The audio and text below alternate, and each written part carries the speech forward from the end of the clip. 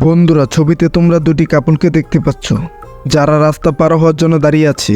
এ number কাপড়টির সামনে আছে high voltage সংযোগকৃত রাস্তা এবং বি নাম্বার কাপড়টির সামনে আছে জ্বলন্ত লাভার রাস্তা। এখন এই ছবি দুটি ভালো করে দেখে বলতে হবে এখানে কোন কাপড়টি বিপদে আছে। এর জন্য তোমরা পাবে 10 সেকেন্ড সময়।